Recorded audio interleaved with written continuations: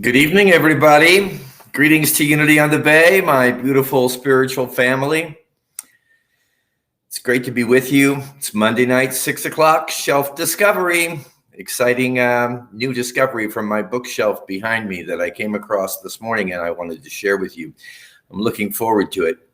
It was great to be with you all yesterday. We had a wonderful morning in many ways. We had a large number of people that were present for our 2 Sunday celebrations. More importantly, they were faces I hadn't seen in months, and it was really a very emotional gathering. So I hope you were there, but whether you were or not, just know always that you're part of the heart and soul of this wonderful spiritual energetic vortex that we call Unity on the Bay. So tonight, here we are again. I think this is week number 4 of this new program, Shelf Discovery. Hi, Francesca. Grateful that you're here. You're so loyal to this program and to Unity on the Bay in so many ways. I'm grateful for you. So we're here every Monday night at 6 o'clock exploring the content of some of the greatest spiritual texts that have ever been written on Facebook Live and on YouTube. Hi, Kevin. Kevin has been my cohort in what they call it, metaphysical crimes and misdemeanors for 25 years now. That's not this month, it's next month, isn't it, Kevin, that we celebrate 25 years of friendship. So that's awesome. Anyway, we're here Monday nights at 6 o'clock on Facebook Live and on YouTube. A reminder, this is an interactive program, and I really count on you to share your perspectives. It is a divine appointment, Francesca. I agree. I count on your participation. And, remember that we're not all here to agree. This is an interactive form. And I really do believe more and more with each passing year of my life that it's not necessary for us to agree with each other, especially on spiritual subjects. What I believe is necessary is that we come together. Hi, Cindy. That we come together with open minds and open hearts, willing to allow ourselves to be impacted by one another. And so it's my prayer that you'll be impacted by what I share tonight, August 12th, 25-year anniversary. That's right, Kevin. Hey, Jason. Yeah, Jason always brings in the questions, and I really do appreciate them, my friend. It's a questioning mind that is required to keep itself open. And that is, I believe, the most important tool in our spiritual discovery. I was just getting ready for next Sunday's talk, which is going to be based in part on some of the work of Byron Katie, and I'm sure we'll get into that here in Shelf Discovery as the weeks progress forward. But she was talking about how once you realize that everything you think and believe is not true, you're free. And that's a statement that could be a little alarming, but I have found it to be true. That's why the power of the open mind is so important, so critical. So whatever it is that you want to share tonight, we're going to explore one of my favorite books. It was a pivotal book in my life by Joel Goldsmith. It's called The Infinite Way. This is sort of his signature work. It was the first book that he published, I believe, in 1948. Now, Joel, he was born in 1892, renowned American mystic, spiritual healer, and I'm talking about the kind of healing that the Unity movement was founded on. This is healing, like instantaneous spiritual healing from individuals who would come to Joel as early as back in the 1920s, when he didn't really even know what was going on, but he would make himself available. And later, he decided to explore the teachings of the Christian Science Church so that he could better understand what was happening in these phenomenal healing experiences that were being brought through him, you could say. That's when he really began to tap into some of the principles that make up this great book, The Infinite Way. I'm going to say they're radically different, especially the one that we're going to be dealing with tonight. We're going to be hearing from Joel in his own words, and we're also going to be hearing some quotations that he shares in the pages of The Infinite Way from the infamous transcendentalist Ralph Waldo Emerson, who was around between 1803, 1882, I believe. And what you're going to be hearing tonight, let me say first and foremost, these are absolutist perspectives. And what I mean by that is that people like Joel Goldsmith, Juan del Hierro, aloha. It's good to see you too, my friend. We're all sending you our prayers for just a wonderful time. I was just thinking of you. In fact, actually, I was when I was getting ready for tonight, because Joel Goldsmith spent a lot of his years, especially his later years, in Hawaii. And he really did believe that the Polynesian culture was very supportive of spiritual attunement, awakening.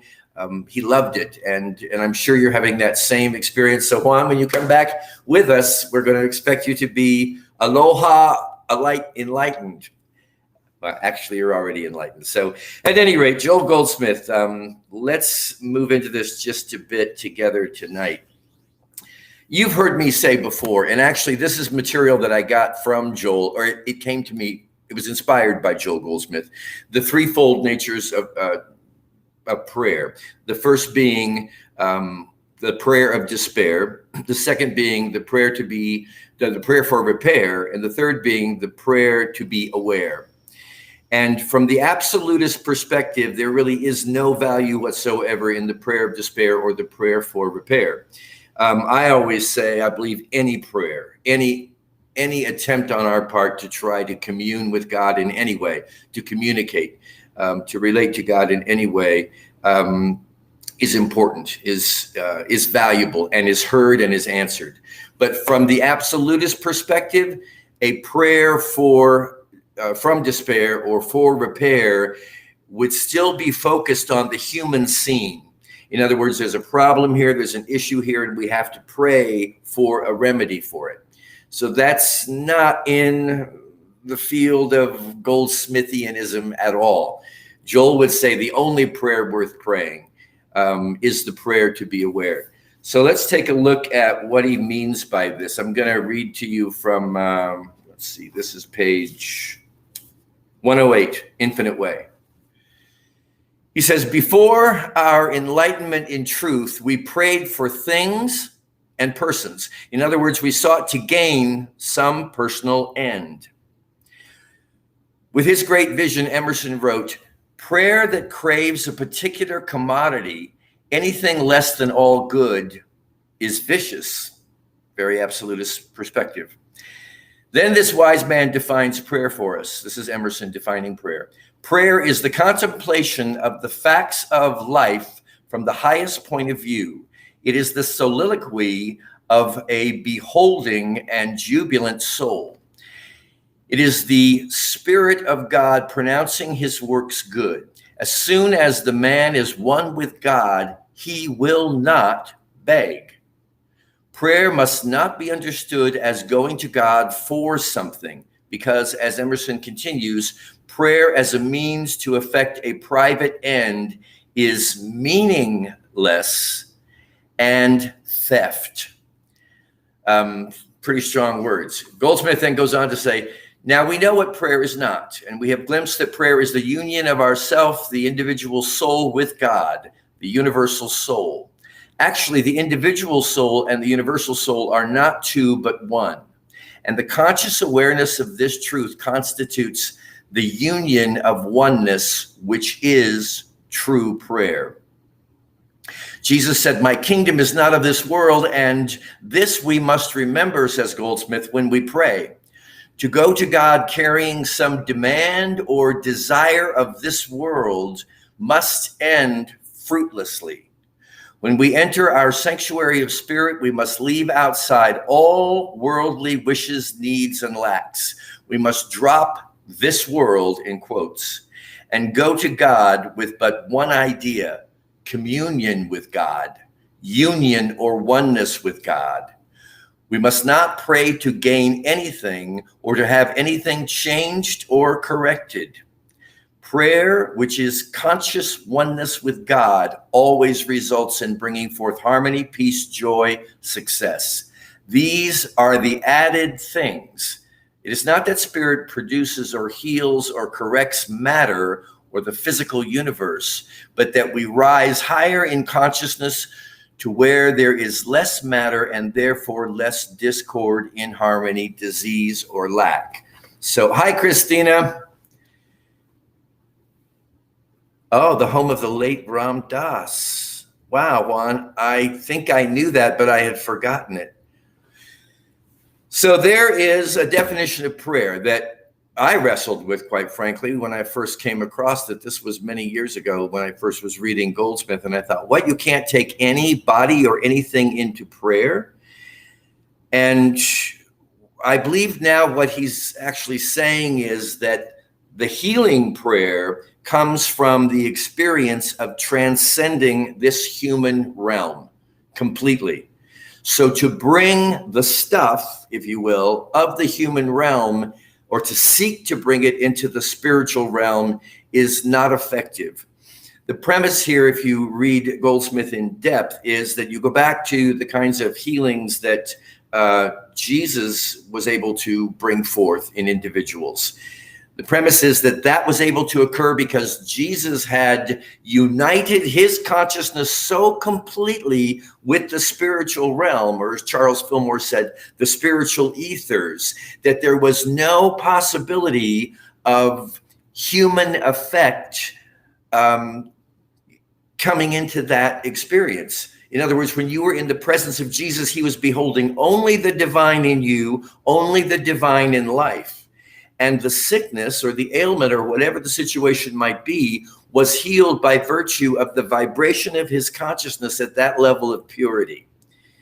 So that substantiates Goldsmith and Emerson's perspective that we don't want to bring our problems into, Jason says there's so much to unpack there. Yeah, these are not light subject matters that we're dealing with. But it's not productive to try to bring the human experience into the spiritual experience particularly, but rather to bring the spiritual experience to the human experience, transcending the human experience. Then you're not praying from despair or for repair. You're praying, your only prayer when you go into meditation, when you go into communion with God, is to unite with the consciousness of the divine. So what do you think of that? I'm looking here, not seeing too many comments. Maybe we're just trying to soak all this in, or maybe we're dealing with our responses or reactions to it. I love challenging authors because whether I agree with them or not, they do make me think. So I'm interested in what is making you think right now. What do you think about this idea of not bringing human need into the experience of prayer? It's a real different idea, especially since most of us have been conditioned throughout our religious thinking and training that's what prayer is. It's the tool by where we sort of plead to God to intervene into a human challenge or situation. Jason says, I'm guilty of going into prayer when there is a need. I can't imagine it any other way. Well, first of all, Jason, as you know, you're not guilty of anything. I acknowledge the human experience of whatever guilt you may be feeling, but while I hear what you're saying, Jason, that maybe we would not go into prayer unless a need beckons us into prayer. But I know you, and I know most of the people, if not all the people that are on this call.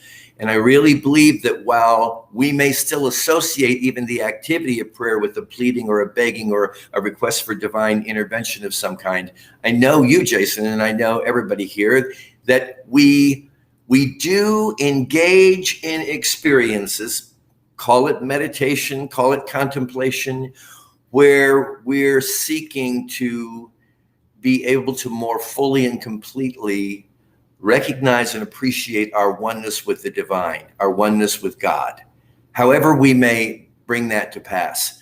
I actually have thought sometimes it's better not to use the word prayer simply because it's so heavily associated with this idea of pleading or getting God to intervene in our events. Francesca says, I think we need to transcend the human need to reach higher consciousness. Transcend the human need to reach higher consciousness. That's a good one, Francesca. Kevin says, from Joel, it's not about a person, place, or thing. Very true, Kevin, as you well know, I know. It's really about moving beyond all that, moving beyond the human scene and beyond the relative realm. That's why this form of prayer is an absolutist form of prayer. You really have to recognize, I think, let me just say, this is my perspective, that the number one unity principle, that God is absolute good everywhere present. Now, if you are totally absorbed in that awareness, God is absolute good everywhere present, it's not going to be possible for you to any longer perceive worldly or earthly activities from the human perspective, because you're going to behold that one presence and one power in all people and all things. So it's not, oh, here's this poor person who is ill and suffering. It's, I am looking right through the appearance, which Jesus, you remember, told us not to judge by. And I am seeing the divine in you. And if I can bring that experience to you, it supports you in being able to see yourself in that way. So I'm not praying that the sickness be healed. I'm through my prayer, I'm acknowledging that sickness and poverty and ailment of any kind is the result of an erroneous human interpretation that I really want to let go of. So I'm going to go into this prayer time. I'm not bringing my earthly concerns into this game. I'm bringing the absolute positive spiritual recognition of what's going on here, which is that all of this, beyond the human appearances that have been created through my own false thinking and my own investment in that which is not true, all of that I'm seeking to be free from by raising my consciousness to the level of the divine and being able to behold the spiritual reality. So you go to support or to use prayer as a means for healing someone.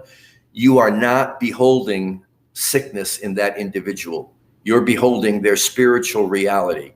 This is not for the faint-hearted or the novice here. I mean, I'm not proclaiming that I'm at this level, but it's a level that I get that resonates with my heart that I respond to. What's going on here? Hi, Ainam. Everything starts out on the spiritual level first, then bursts into manifestation. Therefore, it is simply to let in the light of the Creator. That is certainly a true and profound statement, my friend. To let in the light of the Creator, to be the bearers of light. And to be the bearers of light, our channel has to be clear. And it's not going to be clear if we're all cluttered up. You know, when we were going through the Surfside situation, we are still going through it, but it was very difficult for me to pray from a space that Joel is telling us to pray from, because I was aware of what was going on. I was aware of the pain and the suffering that individuals were going through. And I really had to work with myself to, in my morning prayer times, be able to send the purest wave of love in the direction of that tragedy that I possibly could, because I didn't want to be contributing to that situation as a human trauma or tragedy. I just wanted to be able to be the purest vessel and vehicle through which the love of God could move right up there to Surfside and be a blessing to those individuals. Also, a mantra that works: there is only one life. That life is God's life. That life is perfect life, and is my life now. Ernest Holmes. Preach to me, Ina. Preach to me. That's beautiful. Cindy, I feel like there is another example of separating ourselves into two beings, the human and the divine. If it's all one, why are some thoughts less than others? I don't think that they are ultimately less than others. I think there are thoughts that are simply more, and this is what I was saying yesterday, in my Sunday celebration talk. There are just, you can send your thoughts in any direction you like, and it's all fine. There are thoughts that are aligned with spiritual reality, and there are thoughts that are not aligned with spiritual reality. Nothing good, nothing bad about either or. Most of my life, I would say I've been invested in thoughts that were not in alignment with spiritual reality. So be it. I've lived a great life. Nothing wrong. I'm not going to beat myself up over that. But I am going to acknowledge that there are choices that I can make, and that some thoughts rest better and feel better inside of me. I get that. You always get it, Cindy Binder. XXOO, right back to you, my friend. God, I love that woman with all my heart, and Cheryl too. What a dynamic duo. So we do have to watch that, though, because there's that tendency to say, well, this is the human realm, and then we label it and we judge it, which of course we've been instructed not to do, but we do it anyway, because especially if there is this desire, as someone just mentioned here, to sort of somehow seek the spiritual as a means of getting free of the material.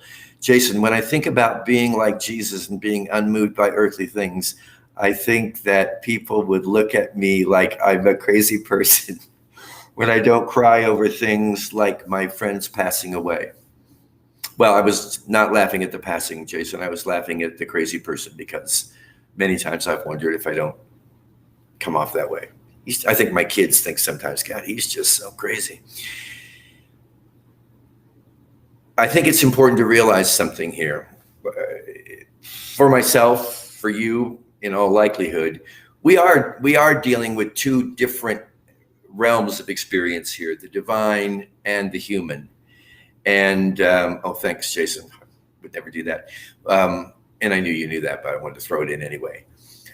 There is nothing wrong with the human experience. I'll just say that again.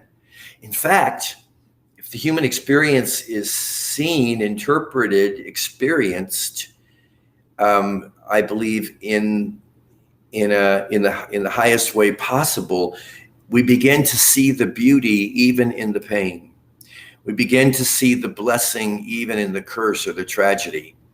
And there's nothing wrong, with shedding tears. And if you know me very well, I do it often and sometimes profusely. I think it's beautiful, even if those tears are coming from a place of pain, or suffering or misfortune. There's a beauty in that. There's a beauty in the blossoming. I'll never forget when my mother passed away. I was crying every day, but they were not really tears of loss, though I did have to go through that experience of human loss. They were tears of beauty that were coming through me because of the depth of the love that I had and still was experiencing with my mother, and having to experience her moving out of human form into her divine origin, returning her to her divine origin. But they were beautiful. So I don't think we want to be callous here. I do remember listening to, thank you, Aina. I'm really glad you're here. I do remember listening because in my Joel Goldsmith day, I was absorbed in him. I was listening to cassette tapes. Remember those ancient artifacts, cassette tapes? And I remember one time he talked about one of the most powerful spiritual healers that he had ever known. And he said that that woman was perceived by individuals as being cold and callous and calculating, because people would come to her in their state of pain, in their state of suffering. And she, again, this is the absolutist angle here. I'm not playing in human experience or existence here. I'm totally rooted in the absolute reality of the goodness of God as being all there is. So that's the way she would come forward. And she didn't shed a tear, and she didn't seem to be a compassionate person. And yet Joel said she was truly one of the most compassionate and loving people you'd ever want to meet. It's just that when she was engaged in her healing practice, she would not go there. She would not go there. She did not consider that to be an empathetic act on her part, to move into the level of the pain, the suffering, or the challenge, the misfortune, the ailment. And she was a very powerful healer simply because she would walk into a room with that absolute perspective. There was no room for anything here except God. Cindy, I want us to avoid judging our human thoughts. I want to embrace them and recognize that that is the experience of that moment. And instead of judging or condemning, it is better to be the observer. Pure wisdom, Cindy. I want the same thing. I truly do. And And it's important to realize as we're going through this work, that any level of condemnation or judgment, especially harsh, condemnatory judgment toward anything, a thought, toward ourselves in any way, toward other people, toward the world, is not helpful, because that's pouring energy into judgment and condemnation, which only begats more judgment and condemnation, it seems to me. So I applaud that, Cindy. And I think we have to be careful. I think I have to be careful in studying some of these absolutists, that we really embrace ourselves with love as we are working through whatever the human experience is bringing our way. Jason, people are preaching tonight, and I'm here for it. Yes, I love this. I am astounded. Hey, Marilyn, I'm astounded at the level of spiritual maturity. I've often said, that everyone I know at Unity on the Bay is a minister. It's a misnomer to think there's only one or two ministers here. We're all ministers. I used to see this every Monday night in my Mystical Minds class, individuals that were speaking up. And sometimes we're hesitant to do that because we think, well, who am I to speak spiritual truth? Well, from a Unity perspective, we are the Christ. I would say that's a very good credential. And I see it at Unity on the Bay. I see it now on Monday nights with this Shelf Discovery, where you're really coming out with some amazing insights, depth, and it's beautiful. So we're about to wrap it up here. I could go on, of course, as you know, if you know me very well, I could go on all night long. Let me just wrap this up with a couple of, if you really get into Goldsmith, again, The Infinite Way is a great book. My beloved friend, Angela Ribeiro, years ago, I looked to see today if this was dated. She gave this to my birthday. Gave this to me for my birthday. It's The Heart of Mysticism. This is like a Goldsmith Bible. Look at this. You can see this is one of my favorite books. Can you see how many Post-it notes are in there? This is much more in depth. This is a compilation of letters that he wrote over years and years, decades. But just about everything Goldsmith is in here. And on a simpler note, if you like, consider going to YouTube and plug in Joel Goldsmith, Meditation on the Presence. Joel Goldsmith, Meditation on the Presence on YouTube. I still to this day, and have for years now, enjoyed this. It's about a 30-minute meditation where Joel takes you through the whole experience of releasing the earthly realm as a means of freeing yourself, buoying yourself up into a higher level of being. He says the only desire that is required by anyone on this path is a desire to experience 150,000% the presence of God. And Jesus called that seeking first the kingdom. As we get there, I was going to say when we get there, as we get there, because we're getting there a little bit, I think, every day. As we get there, we find that the human chains and bonds are beautifully liberated. And what was the name again? The first book is, Debbie, and thanks for being here tonight. The first book is The Infinite Way by Joel Goldsmith. And the second book that I mentioned is The Heart of Mysticism. I don't recommend this unless you really want to get into a serious journey into the mind and heart of Joel Goldsmith, because it's, how many pages? It's like the Bible. It's like 1,254 pages, and they're super thin, like the pages of a Bible. But I immersed myself in it, and I'm a better person for it. Thanks for being here tonight, my friends. I love these Monday night get-togethers. I love you. Love Unity on the Bay. Love God. Have a beautiful, peaceful evening. Wait, one more thing real quick, Aaron Moore. As spiritual beings having a human experience on this plane, I think as we are able to embrace our humanity, we are allowed to live into as much of divine essence as possible on this plane. Amen. Hi, Wendy. Have a great night. All right. Enough is enough. I love you all. I'll see you next Monday, 6 p.m. Shelf Discoveries. Hi, Renee. God bless everybody. Have a beautiful night.